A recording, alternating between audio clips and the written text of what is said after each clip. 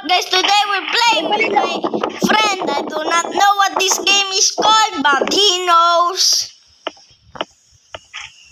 Hello guys, today we're playing In your file. All Quad on the Roblox and Front. It's a dead game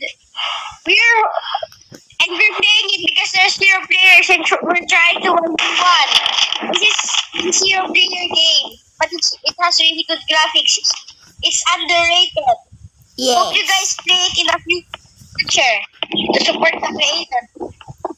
Yes, this game very good. Look at this very creepy battleground. Yes, it has many bunkers.